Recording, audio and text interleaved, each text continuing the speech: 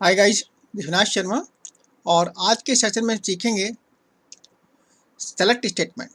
How to select और retrieve the data और rows from the database, how to retrieve the specific rows from the database, then how to retrieve the records from the top in numbers or percentage, then how to retrieve the records, distinct records means not duplicate, unique records, then how to apply the filter using the where clause, and then joining the multiple condition with logical operator and or. And finally, how to sort the data in ascending or descending order. अब देखते हैं how to use the select statement. Select statement ये data को fetch करने के लिए database से इसको यूज करते हैं। तो जैसे कि आप सिंटेक्स में देख सकते हैं, सेलेक्ट हमारा एक कीवर्ड है, यानी कि आपको प्री डिफाइंड वर्ड है। सबसे पहले आप डेटा को रिट्रीव करने के लिए यूज करते हैं सेलेक्ट। देन सेकंड आपका expression. Most of the time यहाँ पर कॉलम्स की लिस्ट होती है, वो कॉलम्स जिससे आप डेटा को, जिस टेबल से आप डेटा को फैच करते हैं, वो कॉलम्स वहाँ उस टेबल में एग्जिस्ट होना चाहिए, या आप कोई कैलकुलेशन भी इसमें यहाँ पर यूज कर सकते हैं। देन आपका फ्रॉम, अगेन आपका ये कीवर्ड है, रिजर्व वर्ड है, और इसके बाद टेबल नेम, यानी कि आप जिस टेबल से डेटा को फैच करना चाहते हैं यहाँ पर आप टेबल का नाम मेंशन करेंगे। देन उसके बाद है आपका वेयर कंडीशन। वेयर कंडीशन का मतलब है कि आपको डेटा को फिल्टर करना है, डेटा को आपको रेस्ट्रिक्ट करना है, तो उसके लिए आप वेयर कंडीशन का यूज कर सकते हैं और ये ऑप्शनल होता है। देन फाइनली आपका है ऑर्डर बाय एक्सप्रेशन। यहाँ पर आप डेटा को शॉर्ट कर सकते हैं। डेटा को डिस्प्ले करने के लिए आपको जिस ऑर्डर में, असेंडिंग में या डिसेंडिंग में, और जिस कॉलम पर आपको डेटा को शॉर्ट करना है, तो वो ऑर्डर बाय में आप यूज कर सकते हैं। ये भी आपका ऑप्शनल है। और अब देखते हैं कि सेलेक्ट स्टेटमेंट को हम प्रैक्टिकली कैसे यूज करते हैं। सबसे पहले हम टेबल लेते हैं आपका एम्प्लॉय। अगर हम देखें तो एम्प्लॉय के अंदर, टेबल के अंदर हमारा EMP ID, employee name, department, salary, city, join, ये हमारे कॉलम्स हैं। सपोज मुझे इस टेबल से डेटा को फैच करना है, तो डेटा को रिट्रीव करने के लिए सेलेक्ट स्टेटमेंट और टेबल का नाम। सबसे पहले लिखते हैं हम सेलेक्ट, देन स्टार। स्टार का मतलब है कि ऑल कॉलम्स, जितने भी कॉलम्स उस टेबल में हैं वो सभी column. Then again keyword from, और उसके बाद यहाँ पर यानी टारगेट टेबल का नाम। टेबल का नाम है हमारा एम्प्लॉय। ये आपका सिंटेक्स कंप्लीट हो गया। अगर मैं इसको एग्जीक्यूट करता हूँ, एग्जीक्यूट, तो आप देखेंगे जो कॉलम्स हमने अभी चेक किए थे वो सभी कॉलम्स यहाँ पर डिस्प्ले हो रहे हैं। EMP ID, employee name, department, salary, city and join. यहाँ पर एक बात इंपॉर्टेंट है, सेलेक्ट स्टेटमेंट का जो सिंटेक्स है आपका इसी सीक्वेंस में होना चाहिए। पहले सेलेक्ट, फिर कॉलम्स, फिर आपका फ्रॉम, और फिर टारगेट टेबल का नाम। सपोज मैं यहाँ पर टेबल का नाम कुछ और कर देता हूँ, जैसे कि सपोज ए, देन स्टेटमेंट को मैं एग्जीक्यूट करता हूँ, तो यहाँ पर है invalid object name employee. Reason है कि ये टेबल आपका डेटाबेस में एग्जिस्ट नहीं करता। अब सपोज मुझे केवल कुछ सेलेक्ट डेटा को फिल्टर करना, सेलेक्टेड कॉलम को, यानी कि जैसे मुझे EMP ID और EMP नेम चाहिए, तो उसके लिए EMP ID, then EMP name. यहाँ पर मैंने वही कॉलम डिफाइन किए या वही कॉलम को लिस्ट किया है जिनका मुझे डेटा केवल व्यू करना है। देन सेलेक्ट, तो आप देखें केवल दो आपके कॉलम आप यहाँ पर डेटा उनका डिस्प्ले हो रहा है। आप चाहें तो इसके अंदर जैसे डिपार्टमेंट, देन डिपार्टमेंट आ गया, और थर्ड एक और कॉलम है salary, then salary, then join year. तो आप देखेंगे आपका सभी कॉलम यहाँ पर हमने इंक्लूड कर लिए।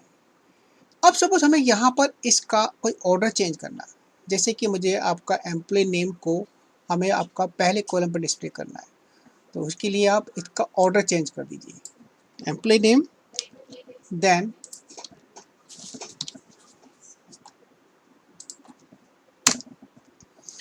एम्प्लॉय नेम, ईएमपी आईडी और department, salary, then join year. तो आप देखेंगे यहाँ पर आपका डिस्प्ले के टाइम में आपका जो वैल्यू है, जो इन्फॉर्मेशन है, वो आपका पहले कॉलम पर आ गया ईएमपी नेम और इसका ईएमपी आईडी। तो इस तरह से आपके कॉलम के ऑर्डर को डिस्प्ले के लिए आप उसको ऑर्डर को चेंज कर सकते हैं, लेकिन इसका टेबल के ऊपर फिजिकली कोई इम्पैक्ट नहीं होता है। ये केवल डिस्प्ले के लिए होता है। एक रिजल्ट सेट है जो आपका एक डेटा को चेंज करके आपको शो करता है। अब बात करते हैं कि डेटा को अगर हमें यहाँ पर टोटल डेटा हमारा रिकॉर्ड से हमारे यहाँ पर 11 रिकॉर्ड्स। सो डेटा जनरली जो प्रैक्टिकली होता है, डेटा बहुत ज़्यादा होता है, तो हमें कुछ सेलेक्टेड डेटा को डिस्प्ले करना है। तो उसके लिए एक कमांड होती है टॉप एन और टॉप परसेंटेज। जैसे कि सपोज मुझे केवल आपके 4 रिकॉर्ड देखने स्टार्टिंग है, तो उसके लिए आप लिख सकते हैं सेलेक्ट टॉप 4 देन एम्प्लॉय।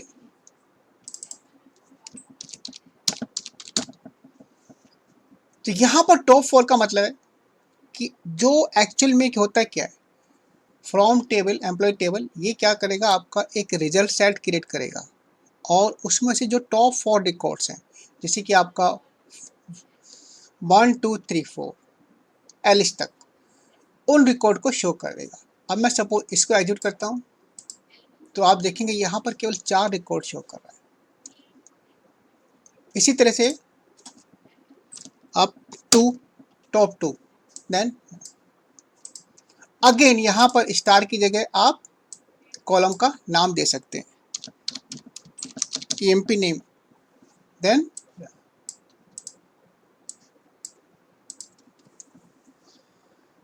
अब सपोज मुझे जो टोटल मेरा रिजल्ट सेट है उसके डेटा को मुझे परसेंटेज में निकालना है।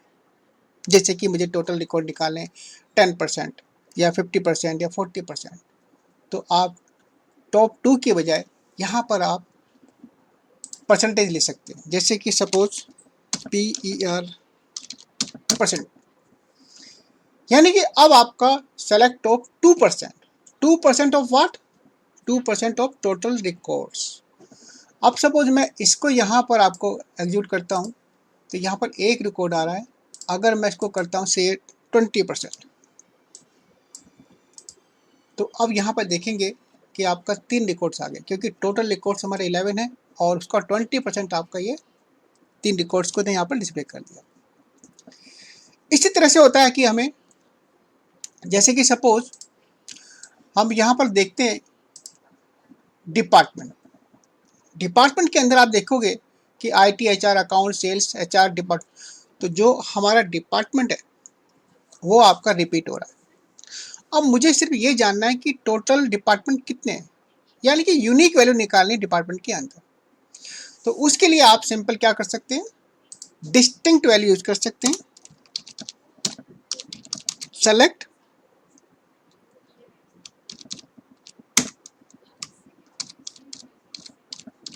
डिस्टिंक्ट, देन किस वैल्यू के ऊपर, किस कॉलम के ऊपर आपको यूनिक वैल्यू निकालनी है, यानी कि डुप्लीकेट को रिमूव करना है, तो हमें डिपार्टमेंट के ऊपर करना है। तो उस कॉलम का नाम डिपार्टमेंट। सिंपली आप क्या कर दें, फ्रॉम एम्प्लॉय। अब मैं इसको सपोज एग्जीक्यूट करता हूँ, तो आप देखेंगे यहाँ पर टोटल रिकॉर्ड दिखा रहा है मेरे को 6। जितने भी आपकी वैल्यू रिपीटेड थी डिपार्टमेंट के अंदर, उसको रिमूव कर दिया और केवल यूनिक वैल्यू को डिस्प्ले कर दिया। तो ये काम होता है डिस्टिंक्ट का। अब सपोज अगर मुझे मल्टीपल कॉलम के ऊपर वैल्यू को यूनिक बनाना या यूनिक वैल्यू को डिस्प्ले कराना, कॉम्बिनेशन मीन्स मुझे डिपार्टमेंट और से मैं कहता हूं यहाँ पर सिटी, या इससे पहले हम ट्राई करते हैं ईएमपी आईडी। ईएमपी आईडी यानी कि अब क्या होगा, आपका डिपार्टमेंट और ईएमपी आईडी को मिला करके वो एक वैल्यू, यूनिक वैल्यू को जनरेट करेगा। मैं इसको सपोज यहाँ पर एग्जीक्यूट करता हूँ तो आप देखेंगे हमारे पास टोटल 11 रिकॉर्ड्स हैं। उसका रीज़न, क्योंकि आप देखोगे कि आपका कोई भी वैल्यू आपकी यूनिक, आपका डुप्लीकेट नहीं है, सब वैल्यू आपकी यूनिक है। ईएमपी आईडी हमारा यूनिक है, तो कोई भी वैल्यू आपका कॉम्बिनेशन यानी कि कोई भी पेयर आपका डुप्लीकेट नहीं है।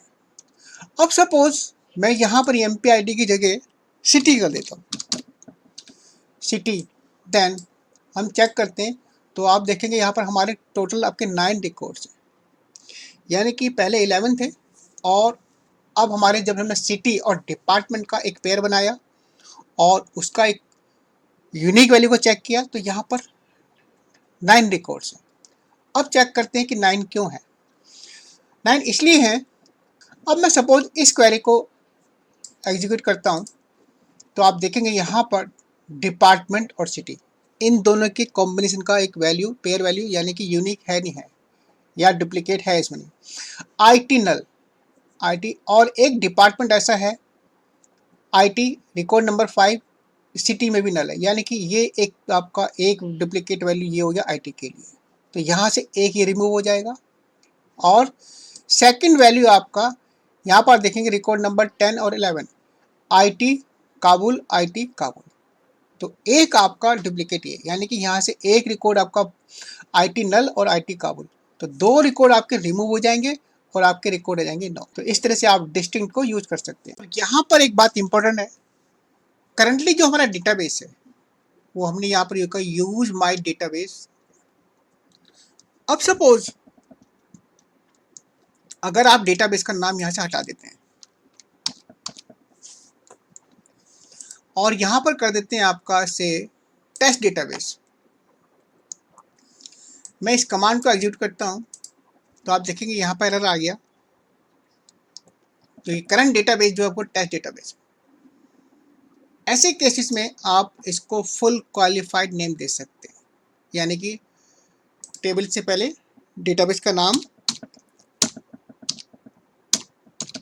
माय डेटाबेस, देन यूजर का नाम dbo डॉट,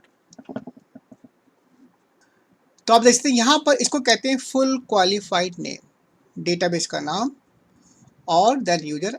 अगर मैं इसको एग्जीक्यूट करता हूँ तो डेटा हमारा आ गया। अब हमारे पास आपका करंटली कौन सा डेटा आपका एग्जीक्यूट यूज में है इससे कोई मैटर नहीं करता, क्योंकि आपने क्वेरी के अंदर डेटाबेस का नाम मेंशन कर दिया। तो आप फुल क्वालिफाइड नेम के साथ भी आप यूज कर सकते हैं क्वेरी को। Where clause in the select statement, where clause को यूज किया जाता है डेटा को फिल्टर करने के लिए, रिजल्ट सेट को, या डेटा को लिमिट करने के लिए या रिजल्ट सेट को नैरो करने के लिए वेयर कंडीशन का यूज किया जा सकता है। इसके साथ में जनरली जो ऑपरेटर यूज किए जाते हैं वो है आपका greater than equal to, less than और इक्वल टू और नॉट इक्वल टू। और अब देखते हैं वेयर क्लॉज के अंदर कंपैरिजन ऑपरेटर कैसे यूज किया जाता है। क्वेरी चेक करते हैं, सिंपल क्वेरी, यहाँ पर आप देखते हैं आपका एम्प्लॉय आईडी और name, department, salary, city, then join year. Suppose मुझे यहाँ पर कुछ डेटा को आपको लिमिट करना है या कुछ सेलेक्टेड डेटा को मुझे चेक करना है। सबसे पहले हम देखते हैं इक्वल ऑपरेटर। इक्वल ऑपरेटर जैसे कि सपोज मुझे निकालना है एम्प्लॉय आईडी जिसकी आपकी 1005 है या 1006 है, वो रिकॉर्ड जिनकी ईएमपी आईडी बनी, या मुझे निकालना है कि वो एम्प्लॉय जिनका नाम लिंडा है, या मुझे निकालना है कि आपका डिपार्टमेंट आईडी। तो उसके लिए मैं एक कंपैरिजन ऑपरेटर यूज करूंगा वेयर क्लॉज के साथ में इक्वल।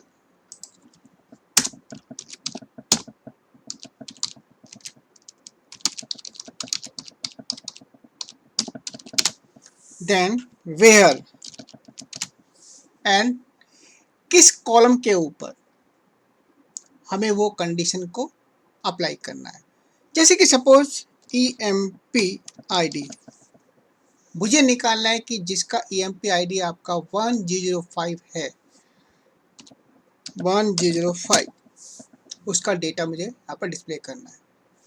तो यहाँ पर वेयर के साथ में आपका कॉलम का नाम और सेकंड आपका ऑपरेटर इक्वल। अब मैं अगर सपोज इसको एग्जीक्यूट करता हूँ तो आप देखेंगे यहाँ पर एक सिंगल रिकॉर्ड डिस्प्ले हुआ जिसमें आपका 105 है। अगर सपोज emp नेम और आप अगर आपने कैरेक्टर लिया हुआ स्ट्रिंग लिया हुआ है तो उसको आप सिंगल कोट में दीजिएगा, देन लिंडा, इसका एग्जीक्यूट करते हैं तो आप देखेंगे आपको लिंडा के नाम जो रिकॉर्ड है वो अब डिस्प्ले हो गया। अब सपोज मैं करता हूँ department then equal to IT, तो आप देखेंगे यहाँ पर 4 रिकॉर्ड आ गए क्योंकि 4 रिकॉर्ड के अंदर जो डिपार्टमेंट कॉलम है उसके अंदर IT वैल्यू है, तो वो रिकॉर्ड को स्कैन करता है और जहाँ पर उसको IT मिलेगा वहाँ पर उसको रिकॉर्ड साइड में ऐड कर देता है। तो इस तरह से आप इक्वल ऑपरेटर यूज कर सकते हैं। नेक्स्ट हमारा ग्रेटर देन। अब सपोज मुझे यहाँ पर कोई ग्रेटर देन जनरली आपका न्यूमेरिक वैल्यू पर अप्लाई होता है, जैसे कि मुझे निकालना है सपोज जिनकी सैलरी आपका ग्रेटर देन यानी कि आपका 4000 से ज़्यादा है, तो उस केस में यहाँ पर डिपार्टमेंट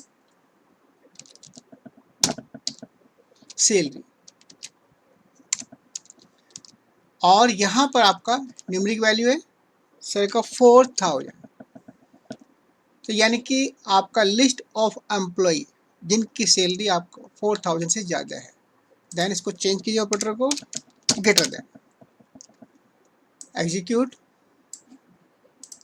तो हम देखेंगे यहाँ पर टोटल रिकॉर्ड्स 11 थे, 7 रिकॉर्ड्स ऐसे ऐसे हैं जहाँ आपका सैलरी में देखेंगे कि फीवर आपका 4000 से ज़्यादा है। अगर सपोज मैं इसको ये करता हूँ 7800, यानी कि एक अमाउंट यहाँ पर ऐसा है 6800, अगर मैं इसको एडिट करता हूँ तो आप देखेंगे यहाँ पर केवल एक रिकॉर्ड ऐसा है जिसमें आपका अमाउंट या सैलरी आपका 780 से ज़्यादा है, लेकिन इसके अंदर जो हमारी अमाउंट है ये 780 इंक्लूड नहीं है। अगर मैं सपोज को करता हूँ equal to greater than equal to, then उस केस में क्या होगा आपका देखेंगे सेकंड रिकॉर्ड भी आपका इंक्लूड हो गया। इसी तरह से हम सेम वे में आपका लेस देन,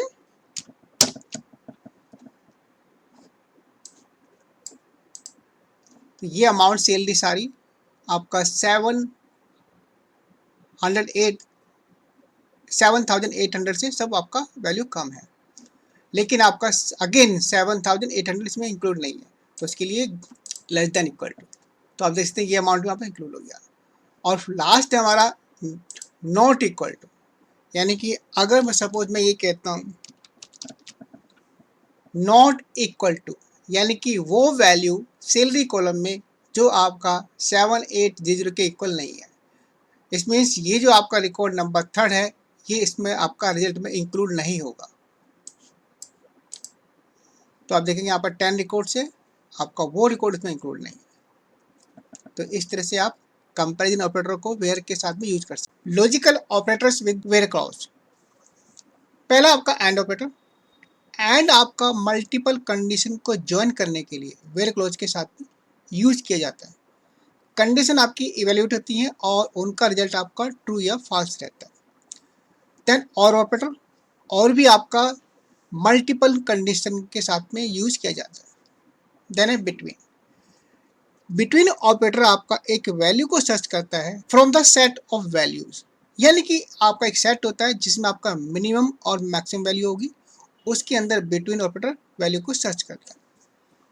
एग्जिस्ट, एग्जिस्ट आपका ये चेक करता है कि टेबल में कोई वैल्यू एग्जिस्ट करती है या नहीं करती, इसका जो आपका रिटर्न होता है वो ट्रू और फॉल्स होता है। लाइक ऑपरेटर, ये एक तरह का वाइल्ड कार्ड है। देन आपका नॉट, नॉट आपका ये लॉजिकल ऑपरेटर के मीनिंग को रिवर्स करता है, जैसे कि आपका not exist, not between, not in, ये आपका नॉट एक तरह का निगेट ऑपरेटर होता है। देन इज नल, इस नल में अगर कोई टेबल में वैल्यू नल है तो आप इस ऑपरेटर के साथ में उस वैल्यू को रिट्रीव कर सकते हैं। और अब देखते हैं logical operators. With where clause. जैसे कि हमारे पास डेटा है एम्प्लॉय का। अब सपोज मुझे इसमें कुछ डेटा ऐसा निकालना है जो आपका मल्टीपल क्राइटेरिया के ऊपर डिपेंडेंट है। जैसे सपोज मुझे उन एम्प्लॉय को निकालना है जो कि आपका दिल्ली के अंदर रहते हैं और जिनकी सैलरी आपका 4000 से ज़्यादा है। तो यहाँ पर दो कंडीशन हो गई, दो कॉलम हो गए। सैलरी जिनकी आपके 3000 से ज़्यादा है और जो दिल्ली में रहते हैं यानी कि सिटी, यानी कि दो कॉलम हो गए। तो यहाँ पर हम वेयर कंडीशन यूज़ करेंगे। अगर दो कॉलम यूज़ करते हैं, एक से ज़्यादा दो लोग, तो उसको हम ज्वाइन करेंगे। और ज्वाइन करने के लिए हम या तो एंड का या और का ऑपरेटर यूज़ करेंगे। यहाँ पर हमारी दोनों कंडीशन, हमारी कंडीशन आपकी ट्रू होनी चाहिए कि आपका सैलरी जिसके आपके 3000 से ज़्यादा और जो दिल्ली में रहता हो, यानी कि दोनों कंडीशन होनी चाहिए, ट्रू होनी चाहिए। तो उस केस में जैसे यहाँ पर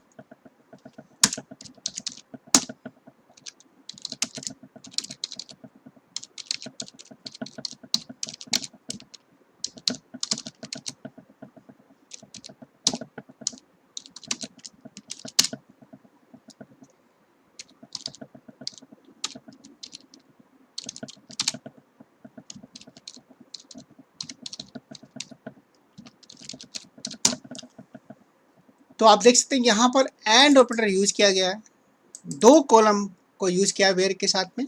तो इसको यानी कि हम एक ज्वाइन कर रहे हैं कंडीशन को। इस केस में क्या होगा, ये आपका सैलरी और सिटी ऑल टुगेदर दोनों को चेक करेगा। अगर दोनों में वैल्यू आपकी ट्रू हो गई तो उसको रिजल्ट सेट में इंक्लूड कर लेगा।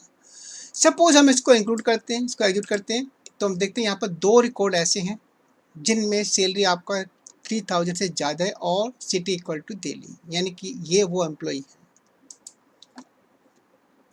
इसमें से आपका दोनों कंडीशन की वैल्यू ट्रू होनी चाहिए। अगर ट्रू होगी तो वो रिजल्ट सेट में इंक्लूड होगा, अगर आपका एक भी फॉल्स है तो वो नहीं होगा।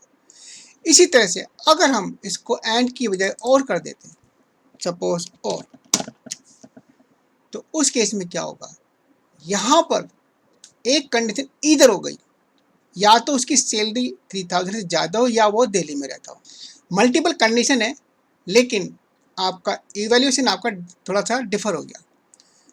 पहली कंडीशन आपकी दोनों में से एक भी ट्रू हो गई रिकॉर्ड के हिसाब से, तो वो आपका रिजल्ट सेट में इंक्लूड हो जाएगा। तो इसको एग्जीक्यूट करते हैं, तो यहाँ पर देखेंगे हम सैलरी आपका 3000 से ज़्यादा है लेकिन सिटी नल है, लेकिन ये आपका कंडीशन सैलरी वाला कॉलम आपका ट्रू हो गया, इसलिए रिजल्ट सेट में आ गया। इसी तरह से आपका यहाँ पर दोनों ट्रू हैं, यहाँ पर भी दोनों ट्रू हैं ऐसे। तो एक भी कंडीशन कोई ट्रू होती है तो उसको रिजल्ट सेट में इंक्लूड हो जाता है। देखते हैं बिटवीन ऑपरेटर। बिटवीन ऑपरेटर आपका एक वैल्यू को सर्च करता है आपके मिनिमम और मैक्सिमम रेंज के बीच की। सपोज यहाँ पर एक आपका सैलरी दे रखा है। अब सपोज मुझे एक सैलरी का एक रेंज निकालना है कि मिनिमम सैलरी और मैक्सिमम सैलरी उनकी बीच की सैलरी निकालनी है। तो उसके लिए यहाँ पर सैलरी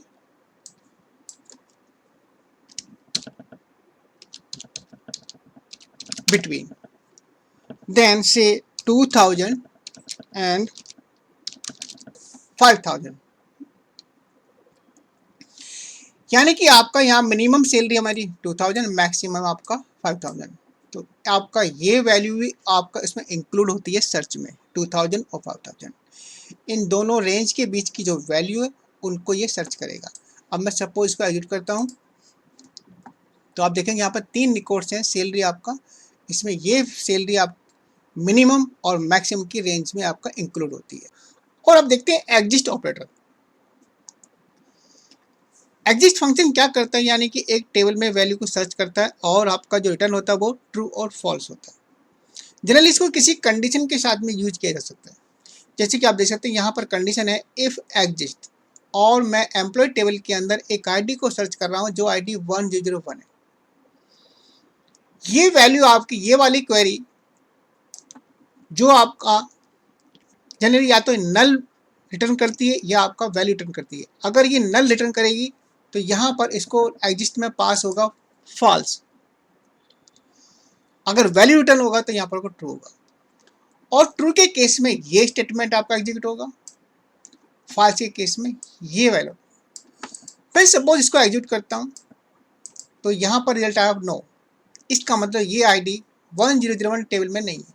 अब सपोज यहाँ पर 101 की जगह मैं 7 को सर्च करता हूँ और एग्जीक्यूट करता हूँ, यहाँ पर यस आ गया, क्योंकि यहाँ पर इसके केस में से वैल्यू मिली और वैल्यू का मतलब यहाँ पर एग्जिस्ट की जो वैल्यू होगी एक्चुअली वो ट्रू होगी, और ट्रू के केस में ये वाला स्टेटमेंट आपका प्रिंट होगा या ये स्टेटमेंट एग्जीक्यूट होगा। इसी तरह से नॉट होता है। अगर सपोज इफ नॉट एग्जिस्ट, तो नॉट क्या करता है, आपके लॉजिकल ऑपरेटर के मीनिंग को रिवर्स कर देता है, निगेट ऑपरेटर है। अब यहाँ पर ये आईडी एग्जिस्ट करती है टेबल में, लेकिन मैंने कहा not exist. If not exist this value then no,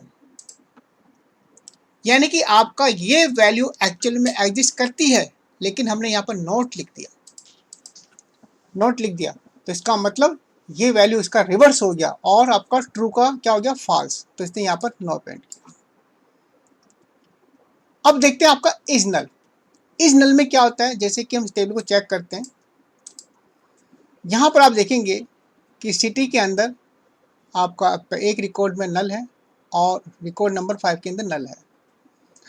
अब सपोज अगर मैं ऐसे निकालता हूँ, क्योंकि नल वैल्यू और ब्लैंक के अंदर डिफरेंस होता है, तो नल को कैसे रिट्रीव करते हैं,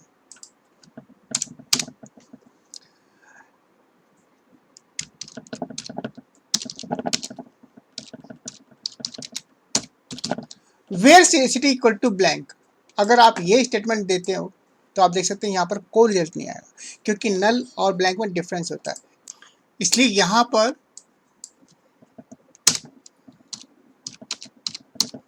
इज नल, इसका ऑपरेटर का यूज होगा। अब सपोज हम इसको एग्जीक्यूट करते हैं, देन तो आप देख सकते हैं यहाँ पर 2 रिकॉर्ड ऐसे हैं जिनमें सिटी कॉलम में वैल्यू नल, तो इस तरह से नल वैल्यू को हम रिट्रीव कर सकते हैं। नेक्स्ट है लाइक ऑपरेटर। लाइक ऑपरेटर का जनरली यूज कॉम्प्लेक्स सर्चिंग के लिए यूज किया जा सकता है। सपोज एक क्वेरी है हमारी, यहाँ पर मुझे एम्प्लॉय नेम के अंदर वो नाम सर्च करने जिनका फर्स्ट करेक्टर, यानी कि जो नाम ए से स्टार्ट होते हैं या डी से स्टार्ट होते हैं बी से, तो इस तरह की सर्चिंग के लिए like operator as a wild card use काम करता है। जैसे कि आप इससे select star from employee, then